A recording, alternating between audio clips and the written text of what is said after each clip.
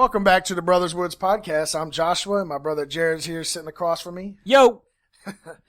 Today we're going to be getting into a Brandon Sanderson novella called Snapshot.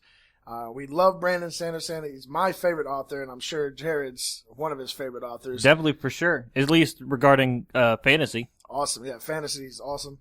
And for that, we are going to start with Snapshot, which is a little novella. We didn't want to start too big since we're a brand new podcast, but we're going to jump in with Snapshot, and we'll start off with like our little quickie review, spoiler free, and then we'll jump into the more spoiler version.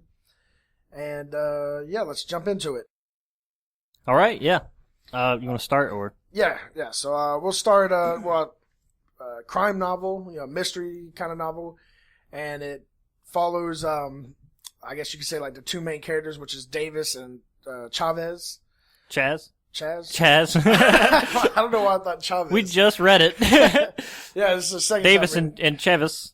I don't Davis know. And, what's it again? It's Chaz. Chaz. Okay, so Davis. He's from Mexico City. Davis and Chaz, and they work in the science fiction environment, which is known as a snapshot, which essentially if they got a precise time like a crime happens, they can take a snapshot of that day, and this machine under the ground formulates that an exact replica of that day in the city and exactly what happens. And our two officers go in there and try not to cause too many butterfly effect things. Type deviations, yeah. They call them deviations, and they're saying like if they do anything really at all, there's a chance that it could butterfly effect and have a big effect later on. And the bigger the effect they have, the less that their case holds in actual court. Exactly. So, so they go in, they try to solve a case, and, stuff happens. Shit happens. Yeah.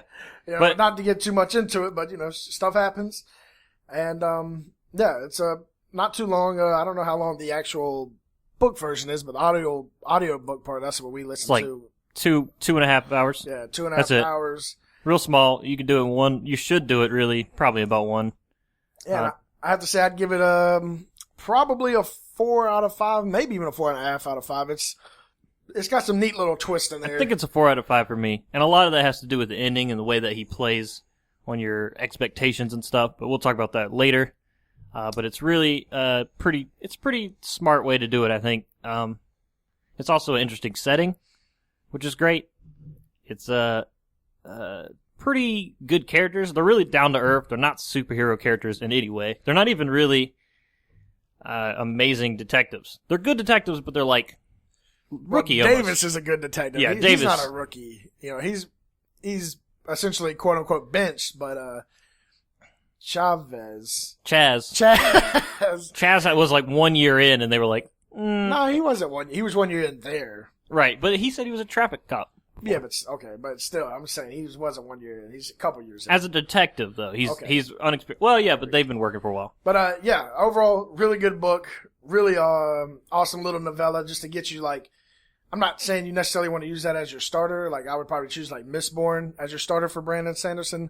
However, if you want something really small, it's pretty good, and it's not really affected by any of his other works. So exactly, that's why I would recommend it, because it's really small. So it's just like, and you don't have to buy all the way into everything Brandon Sanderson has done to see an example of his writing.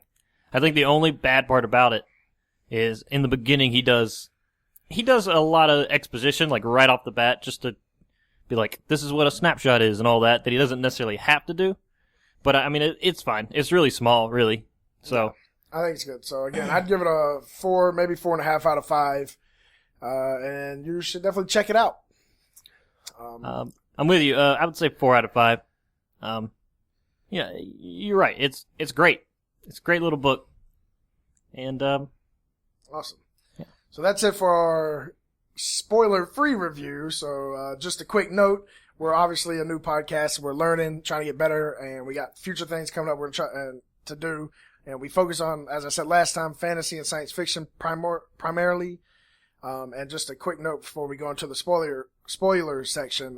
We're going to probably do Dark Tower next, the movie. It comes out next week. And then Game of Thrones, we're going to do like a half segment. 1 through 4 episodes. Episode 1 through 4. And then the last 3 episodes, we're going to do like 2 different podcasts for that.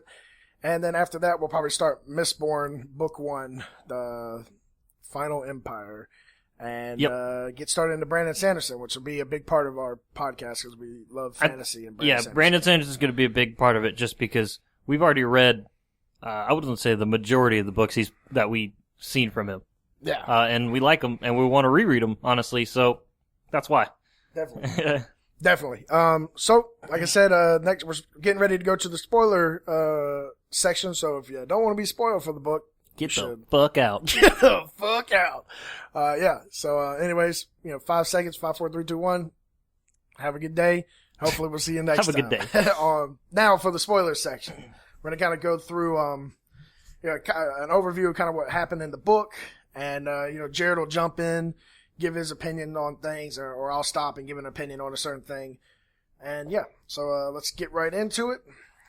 As we kind of give a little bit of overview, it starts off with Davis and Chaz. I don't know how. Second podcast, same problem. There's always someone whose name we can't. Yeah. Claim. It starts off with them eating some mustard burritos. Yeah, well, Chaz has been trying apparently for 3 years to trick Davis into eating a burrito with mustard on it, which is disgusting, right? Are we on this together? Who puts mustard on a burrito, okay? If there's any reason that Chaz is not a believable character, it's because he puts mustard on a burrito, which doesn't exist as far as I know. I assume a burrito guy would be like, I don't have mustard. What? Why would I carry mustard? Yeah. And so, as we said, they're in this snapshot. They're trying to solve them, or a couple cases. They've been relished to small cases in here, but they got one in the morning, and then one later in the evening. And the first one is they're at a convenience store. They're watching for this guy and find out where his gun is. Some guy presumably shot somebody, and they're trying to find his gun in the convenience store. And another quick thing to add here is this is where I think they showed the badge for the first time. They got these. They're in this snapshot. And these dupes are essentially realistic. They are real people. They're real people. The snapshot literally makes people 1 for 1. Yeah, the snapshot literally makes people 1 for 1 at the beginning of the day. And if someone essentially if they come into the city, because they're visiting, then it will make that person how he was when he came into the city. So all these people are realistic. And then these cops, they carry this badge around that they show to these people, or can show to them, and it immediately tells the dupes something that lets them know that they aren't real. And they all freak out in different ways. Yeah. Which is a cool little thing. As time goes on, they show it to different people, and you're like, how are they gonna react to this? Yeah. And so they're in the convenience store, they find him, and, they tell the criminal, find his gun, send it back to, headquarters, Maria. And there they go. They after that. Well, I don't know. I don't know if that was 100% clear. Basically, they're waiting in the convenient store for this guy to show up. They were just waiting for him. And then that's when they show the badge to the convenience store owner, who's like, "What are you guys doing?" And he's like, "Oh, that was weird. I'm gonna see you guys later." When they show it to him, that's how he reacts. And so he leaves, I guess. And then the guy shows up. They tell him. He goes into a different direction. They keep telling him, and then he drops the gun, the murder weapon, off into a drain. They see that, and then that case is basically closed. And then they're like, "Okay, what do we do? What do we do now? Do we burn the day off, or do we, try and do something else until that next thing?" Because and what they do next is they go to dinner or lunch. Diner. They go to the diner. They go to lunch, and they're in here eating. Dude gets a girl's phone number. Davis is hitting it hard, man. He's trying to get him a fake girl. Yeah, that's a weird thing where later he's like, "So how do I use this phone number? Can I call a real person with this phone number and be like, so I got your number in the snapshot?" Yeah. That doesn't quite work. But, he's doing his thing. Do they talk about the coin thing here? Davis's coin thing? No, but I mean, you can mention it, or maybe they do. I don't know. Yeah, I think Davis. They talk about his coin thing here. He's just got a coin collection that he does with his son, and it's a cool little he's more endearing now because he collects quarters, and so does his son do it. And then this is sort of a future where quarters have stopped being minted. I think at this point they had stopped 2 years previous. To this. They've stopped being minted, and so it's now like a a fun thing for him to collect, I guess. And I think he's searching through coins periodically in this book just to be like, is this one that I don't have? It helps show the character's motivations and relationship to his son. Yeah, his relationship to his son, and then kind of like it just helps you get like insight into the character and everything. And it's a neat little thing he does. It's a little quirk. Yeah. He's a weird little man, Davis. So that's what Chaz says. It's a quote. So you're a weird you're sneak weird. You're sneak weird. Whatever. So from here on, obviously we know if you've read the book that the girl is some FBI agent or saying a Snapshot agent like he is. Huge spoiler alert. I hope you weren't. Well, but yeah, it's fine. Yeah, obviously. We already said it's spoilers.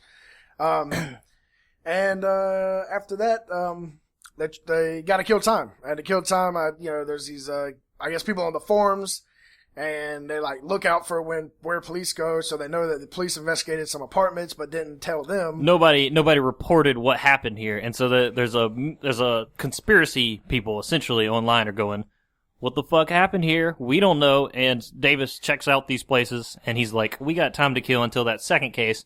Why don't we go check out these apartments? And obviously we know. So they do that. They get there, and lo and behold, there's a bunch of dead people. Yeah. All just dead people in pools, basically. And they figure once they see that, they freak the fuck out. They I think, what do they call Maria immediately? What do they do next? I think they call Maria, and she's like, well, they call Maria, and then whatever. She's like, or they heard about the case? Did they hear about the case? Do they go to the headquarters to find out about the case? Yeah, that must be what they do. They go to the headquarters. So they go to the headquarters in the Snapshot. Yeah, in the Snapshot to talk to Maria to find out about what's going on with this case. And this is a big part where you see Chaz sort of showing being Chaz, really, being real Chaz, because he's showing his character. He's showing. They didn't really have to do this, but Chaz is going in, showing his badge to everyone, freaking everybody out. I think they're while they're talking to Maria, she's like, I gotta talk to our boss. Maria, by the way, is basically their handler, more or less. Yeah. And she's like, I gotta talk to our boss, and then the boss just comes out. Chaz shows him the badge.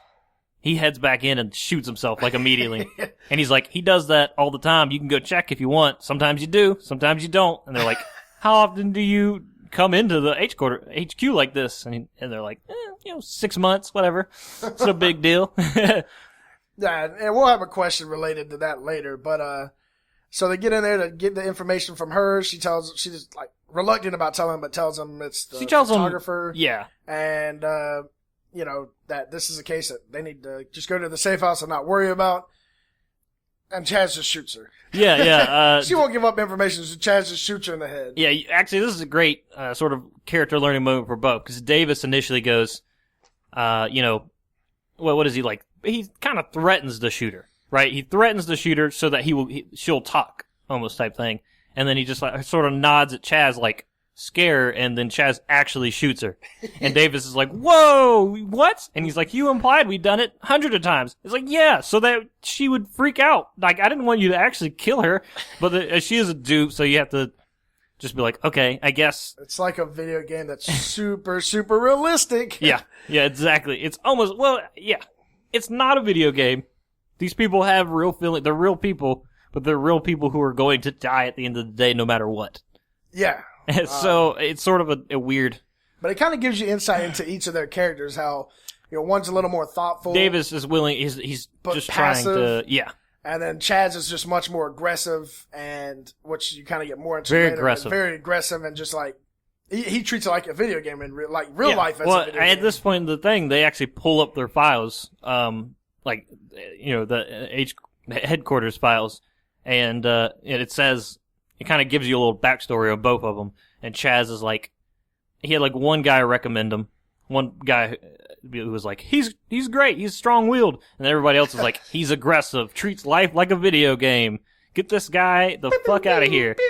And then Davis, I don't think they look his up at this point because he doesn't want to show. But that's because Davis is passive and a little shy, as they've made abundantly clear at this point. And so from there, they find out that it's the photographer or whatever. That's what they're calling him, the serial killer guy.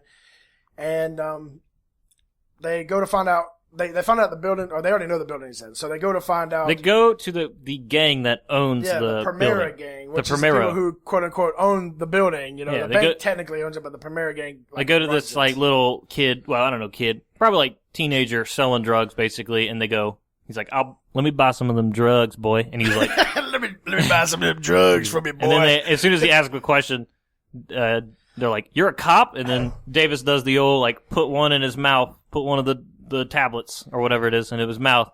Like, would a cop do that? And the kid's like, whoa! And he ran away. And then as soon as he runs away, Davis spits it out. Because, obviously he's not going to do that. But, he goes and the kid runs to go get the gang leader, essentially.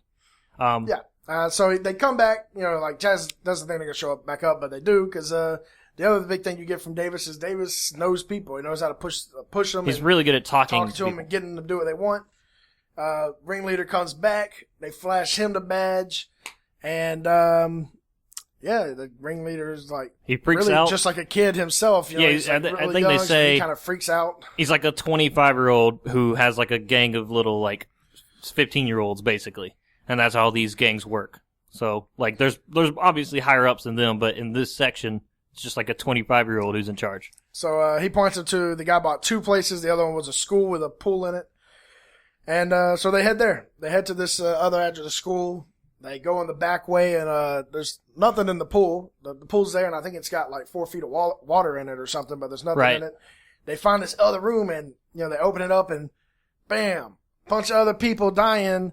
But not in the same way as the last people. Yeah, it's basically a room full of dead bees and dead people, and like one barely alive person, just alive long enough for which they kill. They talk to her, and she gives them some information, some useful information. She says, he comes and checks at 7:30 every day, or he whatever. Always comes. He comes and checks at 7:30 every day. I don't know. I guess she's here's been where using you her start clock. to get a little bit into like. So the main investigation is essentially them searching into the photographer, and this is where you start to get into his what's going on with Davis him. starts to figure out what his tick is. Figure out what's going on, and essentially what's going on is this guy's he doesn't know it's related to the snapshot yet. Well, he thinks life is a snapshot. Yeah, but I'm saying in the real they world. don't realize that yet. Do they not? No, I don't think they realize that yet. Or did the? Oh no, they did. No, they do because the Primero gang leader says that all the time. This guy is just like, "Don't be a dupe. You're in a snapshot. Don't be a dupe." Yeah. So essentially, they figure out. We didn't say this, but specifically how the serial killer is killing people. That's what I was about to go into. Oh, okay, yeah. Right. Well, go ahead. Yeah. Basically, he's like the reason he's putting them in pools is essentially to like wash them of what, like DNA. Yeah. He makes it hard for the cops to know when they were killed, so they can't snapshot him to the specific day that they were killed. Which, on that note, if he thinks he's in a snapshot, right? Why is he worried about being snapshotted? Like an Inception thing going on there, where he can be double snapshotted? Well, we learn at the end. Hint. Spoiler. That is what's happening. Well, I guess that is true. But I mean, his thing, and Davis says it the whole time. Like, it's kind of nonsense what this guy is thinking. Yeah, and it really is. He's like insane. When when he gets shown that he's the dupe, and he goes, "I knew I was the dupe." Later on, but Davis could have just as easily been like, "Well, yeah, you're the dupe, but there is a real version of you killing real people in a real world right now." Exactly. So I mean, he's crazy. He's insane. And this is where, again, like I was trying to get into, this is where Davis starts to figure out what's going on here, and that so he thinks that the Photoshop guy thinks he's in the snapshot, and he's starting to kill people. He's starting to put it together like. Well, they figure out that he's killing people by their issue. So if they're like allergic to bees, he puts them in a room full of bees. Yeah, the bee people were allergic. The people in the pool were all born, cripples. but they were born crippled. Right. They made a distinction there. They were born crippled, so he throws them in a pool so they can't get out of the pool. Yeah. And then there was another case where there were people in the ocean and they were poisoned, but I think they were nearsighted. That relates to the thing in the future with the old man. They were nearsighted, so they were. I believe how that one worked was they were like essentially blind or something, and so he gave them like 2 cups to drink and labeled them, one poison, one water, I guess. And if they chose wrong, then they died. Is how it worked, I think. Yeah. And so this guy's trying to cleanse the city of all the deviations. Well, he sees his deviations. Imperfect people. And it's pretty fucked up. It's a little Asian dude. Yeah, little young, like 23-year-old Asian guy. Anyways, back to the plot, or back to the story. They know he's not going to show back up for a little while, so they go to Ingrid Street, where Davis goes to play with his little boy in the fake world. And note, hasn't gone to play with his son in the real world in like 6 months. Yeah, it does say that he tears him apart, that he goes and sees his fake son all the time in the thing as a dupe, but he doesn't go and he can't go see his kid for a long time. For like 6 months, his ex-wife won't let him see his kid. Yeah, which, I know a little bit about that. So, but on that note, they do their thing there. Been there for an hour and a half. Then they go back to the school to check on it. Photographer's not there. They go in. And photographer shows up. They follow photographer back to his actual home base, I guess, his home. Right. And when they tell him back there, what happens next? That's when they run into what's his name? Davis just walks up, knocks on the door politely, and goes in, and then Davis sees this the serial killer's uncle, who's like tied up and is like, "Help me! I need help." Is it his uncle? Yeah, he says uncle. He says his uncle later. And basically, Davis does all that he can to convince that the serial killer that he wants to help him in order to see where he's next going to strike. And he gets a vital piece of information of the next place he's going to strike is he's going to try and poison a bunch of kids who have peanut allergies at a school. At a school, yeah. And then, in order to do that, also, it's important, I guess, that he shoots the uncle. Anyways, he's trying to convince him. Chaz comes in, sees that his partner's disarmed, or the illusion that his partner's disarmed, and so he shoots the photographer, and then boom, holy shit! Next thing's happened out of nowhere. Davis turns around and boom, he points his gun at him. Yeah, points a gun at Chaz, right. And is in scene, he's coming at Chaz all of a sudden, what is going on? And this is one that I knew there was a catch, but I didn't put that together necessarily. This is what I was talking about, why I think it was pretty brilliant what Sanderson did. Because with this type of story, you kind of expect the reveal of what if they're dupes. Because that's sort of implied with this type of, not implied, but it happens with this type of media a lot. Yeah. So you kind of see that one coming. But that distracts you enough that you don't see the sort of other twist that the entire time this is going on, Davis is like, we got to get to Warsaw Street. He's trying to distract, to get to Warsaw Street all the time, and you don't know why. Which is their second. But you never even kind of, at least to me, I never even occurred to me that he was going to try and kill Chaz. I mean, you can tell that he kind of doesn't like Chaz. On the second read through, you start, obviously the ending. So at the end, he wants to kill, let's finish first off. So he wants to kill Chaz. He was trying to set this whole thing up. This whole thing was a setup trying to kill Chaz because when he goes to Ingrid Street, Chaz has been fucking his wife. Yeah. Well, ex-wife, but he's been messing with his wife. And this whole time, Davis, the reason he's even in here is because he wasn't someone that could pull the trigger. So he's been essentially sent here to kind of in his mind, trained to learn to be able to pull the trigger. Yeah, I think they say that in his file. They say that he needs to learn how to. Well, putting him in here might make him more capable of learning how to shoot people. Essentially, yeah, because his previous partner or one of his partners got killed because he didn't pull the trigger, and the bad guy killed his partner. So, but in here, he pulls a gun on him. He's going to kill him, and because of that little phone number he got from the girl earlier. Second chances, and decides there's the deviation. He's not going to kill him. They go to the bar, they drink, and he's like, fuck you, Chaz. He's like, I don't want to see you again. I don't want to see you again, which I don't blame him. Right. Yeah, he's fucking his wife. Even if it's in the snapshot, he fucked her once in real life, and then, he had sexual relations with her once in real life, and then once, or a bunch of times in the snapshot. He did have sexual relations with that woman. He did have sex, yeah. So, and then the FBI or these federal as they're leaving snapshot as they're leaving comes out and next big surprise is, hey, you're in the snapshot, you're the dupe. Right, yeah. The reveal that you expected and then didn't get, and then now you're going to get. Yeah, and it turns out they are the dupes because Chaz in real life did kill him in the snapshot. Davis did kill Chaz in real life. But in real life, Davis cracked under pressure and admitted it, and then recanted. And so they had to throw that out in court, and now they're trying to investigate to see if he really did. Exactly. Of course, now the real life Davis might get off for it because I think he is getting off for it because how this turned out because he didn't kill him in the snapshot, the deviation, and the girl messed up. Which, side note, I wonder if crazy thing. The whole time when I was reading, I was like, what if in real life she now hooks up with the real Davis, who's now free, even though she knows he's a killer? I actually was thinking about that, mostly that she, even at the end, like, Davis says something, and she kind of, like, blushes a little bit. She's like, yeah, you're right.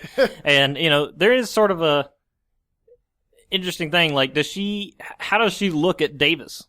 I mean, it's a very small story. It doesn't really have any huge implications like that. It doesn't have too much depth. But I'm just saying, I did put a little thought like, hey, is she going to try and hook up with Davis in the real world? I guess depends. So it's both of us thinking of that. But, that Davis did kill someone. So that Davis did kill someone. I mean, not saying that Chaz might not have had it coming, but, But yeah, back to what I was going to say earlier was when we read this for the second time now, reading it through the second time, you catch up on all these little details. Like, he comes in with a new gun, and it's like, a gun you wouldn't expect an officer to have. It's like you wouldn't expect Davis in particular to have, I think. Like, if Chaz walked in with that gun, you might be like, okay, he's a showboaty type of guy. But Davis has this, like, pearl-gripped, nice, really, really nice gun. And he's not even someone who carried a gun for a little while. Yeah, so you see that. You see him always, like, monologuing or in his head thinking, just got to wait till this specific time, like 1730 or whatever, or 2017. Yeah, he's the whole thing with the case really is just a distraction. He's like, we need to stay here until we get to Warsaw. So, we're going to go investigate this, basically. Yeah, and that's one thing that Brandon Sanderson's really good at, actually. Like, we'll get into future books, but as you reread through them, you realize all these little things that you missed. Because you didn't know what was going on. Because you didn't know what was going on. He's really good at having this, these little things add up. So, like, he's one of the few authors I can reread multiple times their books and really enjoy because you catch so much more on the reread through. Yeah, and this is the same way. It's not big and the story overall doesn't have a lot of depth. It's a novella, it's really small. But even the second read through, you just catch all these little things that are different, which is really cool. So, you got anything you want to talk about? Because we're going to kind of get into a little bit of questions here. Right. Well, I just wanted to say one. Apparently what's making this snapshot is evidently one of the epics from the Reckoner series. I saw, yeah. Is that a thing? Yeah, apparently that's what he said it at some point, Brandon Sanderson. I was looking it up, and they said he mentioned that, but I don't know if it's still, like, canon in that series or not, but he did say something like that. But he said specifically that it's he needed it to be high-tech enough to where this snapshot thing could exist. But it can't be too high-tech in every other way, essentially. And so this was his compromise. Basically, there's like a superpowered guy who's making this world. Well, that makes a lot of sense, actually, for me, because literally the whole time I was reading this, I didn't know they were connected, but the whole time I was thinking, this feels like it's connected, just because of the way he was calling the cities and things like, right? I think New America, whatever he was calling the cities. Like, I think it was very much, and it was specifically because I don't think it was at first, but then he needed it to be like not low tech, but it didn't need to be super far future, but it needed to be enough future to do the snapshot, and then it doesn't work unless you have some sort of like superpower guy doing it. Yeah, so that's really cool. Apparently, he did tie that into the Reckoner series. My brother here hasn't read the Reckoner series yet, but I did. It's YA kind of, so it is. We're a little older than that to be into YA. But however, I really enjoyed the Reckoner series a lot more than I thought I was. When I coming into it, I was like, "Oh, this is going to be the shitty part of Brandon Sanderson's books." But it turned out that I actually thought they were very good still. So. Obviously, at some point, we'll get into those, and Jared will have to read those on the podcast, for the podcast, but we'll get to them someday. But on that note, since we kind of get through the story, the big surprise, unless you got something else you want to talk about, we're going to ask, we're going to go over a few more things, like a few topics. Go ahead. So, yeah, just I thought of while we were doing this, I just wanted to ask you, what would you do if you were in the and this is a question for the audience as well. If you listen to us, put a comment or whatever, what you would do. But if you found out you were a dupe, you were in this fake world, boom, they flashed you the badge, got you saw the rest crazy of the day. thing. which essentially what the badge does. We didn't kind of talk Oh, about yeah, we need to talk about that. So at the very, very end, oh, man, I can't believe, yeah. So at the very end, basically, they shoot Chaz, because Chaz, when he sees the badge, he's about to, he like, pulls out his gun, obviously. Like, they've led, you know enough about Chaz to know that's what he would do. And, so they shoot Chaz and kill him. And then Davis figures out that he's a dupe, and he's, like, giving him information about the case, essentially, talking to him. And then before they go, he's like, hold on a second. One, did they catch the serial killer in real life? And she says, yep, they caught him trying to poison the kids. So he feels good that he did that. Even in real life, he feels good that he made a difference, I guess.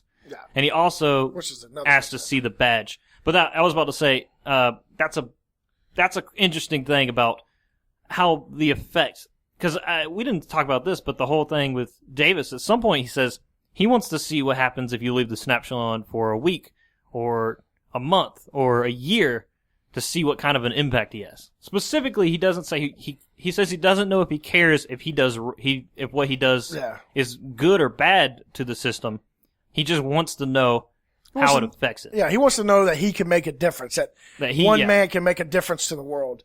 And then specifically him in the case. I was going to get to that. We wrote it down. Okay, yeah. And I love how he ends the story too. We didn't talk about it. Like he ends it on on a. He goes, "Oh, I wonder what happens when it." Yeah, I love how he mid-sentence ending or whatever. So good. I love that. But so on that note, back to the badge, which Jared still didn't say. When you get flashed the badge, Davis gets flashed the badge because he wants to see it. And what's it look like? You know, the whole time he's flashing it to other people, and he wants to know what it looks like. So she shows the badge, and essentially you see your whole life. You eventually see the whole life, and I guess you know that you're not the real one because you see the real life one. Yeah, you've seen the real life. Exactly. So on that question, if you did see that yourself, you're in a thing, you see it, what would you do? Because at one point in this book, they talk a little bit about like some people do what Chaz did, and like a really small portion do what Chaz did, and just pull out their whatever weapon and try to attack the person. Yeah. You know, some people just walk off. Some people go party, like it's their last day. Yeah, like it's their last day. And so that was like a neat little question I wanted to ask, my brother and the audience. What would you do? I don't know what I would do. That's a great question, but ultimately I probably would just be like, all right, well, I guess I got a day. So you wouldn't shoot yourself in the head? No, I don't. I mean, it's gonna end anyways. What's the point? I don't understand why people that do that either. It's like, at that point, why don't you just go, like, live it up? Not to be derogatory, but yeah, live it up, like, go out there, do some shit. Save your derogatory. But do some stuff. That's what I would do. I don't know if I would live it up. I probably would. I'd probably just be like, whatever, I'm gonna go buy a boat. Right? Yeah, or like maybe I'll just go home and play video games all day. I don't know what I would do, but going out happy. I don't know. That's almost like a what would you do if you won $1 million? It's very similar to that. Yeah, it is. Except there's like no consequences almost. You have a day to live. But no, I don't think I would be aggressive. I mean, you know me well enough to I probably wouldn't be like, fuck you, man. I'm real. So another thing I wanted to talk about real quick before we end the podcast was I wanted to talk about how does this, so one thing Brandon Sanderson is really good at doing is having like levels of philosophy in his stories, like making you think about stuff. Like he's really good at making you think about certain things, and one of the big ones in here for me when I was reading it was how is my outlook on Davis? So you find out at the end he's a murderer. He killed Chaz. Right. And not just like out of pure like rage. He like methodically thought out this entire plan for months. Like which almost, I mean, it changes how you look at his character, or at least questions what you think of his character. And also finding out about Chaz makes you think about question his character. Exactly. And now, but here's the other side of that. So you find out he's a murderer.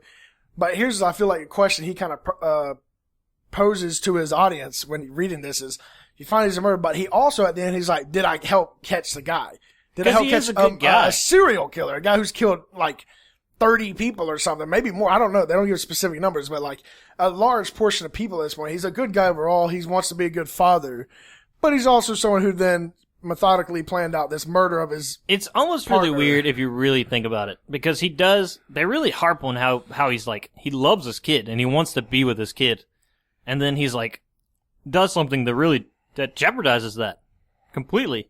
Yeah. You know, like, yeah, maybe. Well, he doesn't think he's going to get caught. That's true. He doesn't think he's going to get caught, but still, like, I mean, he really does, you know, jeopardize that for what is essentially, you know, a wife he should be moving on. But, I mean, that's sort of his character. Like, you have to accept that he still feels strongly about his wife. The whole entire time he says, my wife, and Chaz is like, ex-wife, which is one of those little nods to how Chaz is fucking her. Yeah. Well, yeah, I mean, I guess the question I'm just finding out is Chaz a bad person? I mean, is Chaz, but as well, but is Davis a bad person? You know, and I don't know, man. That's what I'm saying. He's really good at putting these questions ahead. Like, is someone who kills one person, he becomes more gray. Bad?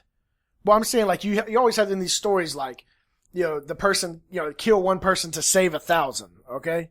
Right. And it kind of has that in it as well. Like, he doesn't necessarily kill the photographer, although I'm sure he would have as well. He was trying to get to that. He was trying to get information. But it's a guy who saved 100 lives, all bad, when he also that same day killed one person, you know? And so I love how he puts these, like, philosophical questions in. Well, he just has more complicated characters, in a way. I mean, they're just not super straightforward. As any good writer would do, I think. And is Chaz bad? In general. Yeah. Chaz is certainly a douchebag. Yeah. Chaz is, I mean, like, that's a thing on him that sort of changes, because you get, the entire time, you're like, Chaz is, like, aggressive and kind of a douchebag, but at the same time, he's doing things that make you think, like, oh, but he cares about his partner and stuff like that, and he's like, oh, let's go to Ingram Street, and you think the reason he's doing that is to be, like, play with your kid. You think that's, like, a plus for Chaz, and then at the end, it's like, nope, actually, he's doing that because he wants to sleep with his wife. But at the same time, like, as he says when they go to the bar scene, he says, say, we did it once in real life, but I didn't want to do that to you, so I figured I'd keep it here in the snapshot where nothing matters. Because you got to think, for Chaz, the snapshot doesn't matter. Nothing in here matters. Whereas, for Davis, he's very, like, even though he knows they're all got to die at the end of the day, he cares about the people still. He still looks at them as like real a straight people. Up video game. So for him, like, it doesn't matter. So he, at the same time, like, he cheats the one time, but then after that, he keeps it in there. So he's like, he still cares about Davis. A great line that Davis says, at the end when they're in the bar or whatever. Chaz is like, I'm glad that you didn't shoot. I'm glad that you couldn't shoot. And Davis is like, you know why I push the button that ends the snapshot every day? It's because, you know, I go and see or every time we leave the snapshot, it's because I go and see my kid every time, and every time I push that button, I kill him. Sure, he's the dupe, but he's still he's still my kid, and I want to be the one to make sure, like he didn't want to put that on other people, I guess. Well, and he didn't want to put it on people, and then the line goes essentially is like, now if I've killed my kid 100 times, do you really think I couldn't pull the trigger on you? Yeah, basically. Which it was, it's a really great little line. And then I think another thing I want to point out, though, as far as him being a good writer, because we were talking about the characters and how any good writer would have complicated characters, I think. Another thing is, like, as I was saying earlier, the reveal of him playing with you on how the reveals work was, I think, a really great thing of writing. Because I was sort of thinking about it afterwards, how you expect to see they're all dupes reveal, and then the other reveal hits that Chaz is sleeping with his wife, and Davis is going to kill him. And then, after that, they put in the dupe one. And at that point, you're not even, like, thinking about it. You know what I mean? When that comes, you've forgotten about that idea. Well, for me. Yeah. So I just think that's why I kind of highly rate this, because I think he handled that in a way that's really smart. I agree. It's a small little story, but it's a really good one. It's well handled. It's well done, and it's fantastic. It's pretty much about it. One other little thing was, I know we kind of talked about this earlier, another little, like, philosophical thing.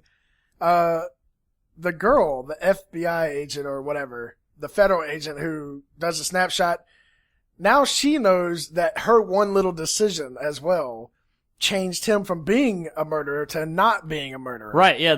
So would she in the real life go to him because she knew she changed him to be a better person? That's a good point. It's also I think it really plays with you. That is almost one of the messages of this book, this novella, is what does it take to make a difference in this world? And it sort of shows, like, because of the deviations, the way that works, it's all chaos. It's very much chaos, but it also shows that you can make a difference. Even small things can make big differences later. Small thing, she gave a guy her number. Big thing, at the end of story, he doesn't kill a person. I mean, yeah. Which, yeah, like you said, that's another layer of it's a theme philosophy there, in here. And that's, again, one of the huge things I love about Brandon Sanderson. And like that's one thing that's really good about this book. Like we were saying, it's just like all those things crammed into this little 2.5 hour book. It's really good. But unless you got anything else, no, I don't think so. So, but that's Brandon Sanderson's Snapshot. We're gonna obviously keep doing this probably every week, maybe more at the beginning. I'm not sure. But the next one we're definitely doing, which will be next week, will be The Dark Tower. Then episodes 1 through 4 for Game of Thrones. Right. Season 7, and we might have a guest for that one, a buddy of ours. And then the next one there will probably be Mistborn. Which, we're about starting to read that right now, so hopefully it'll be done. I mean, it should be well done for then. And, like I said, I give it a 4 out of 5. Jared gave it a 4 out of 5. And it's a good book. It's definitely worth picking up. Yeah, agreed. And just an end note here, if you have any comments on how to get better at this, that's great, because we just started. This is episode 2. I hope the sound quality, we did a lot of work, so it should have been way better this time. Maybe not amazing, but way better anyways. Hopefully. Got a new mic. Well, yeah, that's a cheap mic we bought, but we also, have a better space to talk in and stuff. And I know we repeat things too much at this point. So, anything besides those two things, we're working on those things. Let us know if any way you can. All right. How can they let us know that at this point? This has been the Brothers Woods. Leave comments, like, subscribe, whatever, all those things that people like to say. We love your faces, and we'll see you next week. See ya.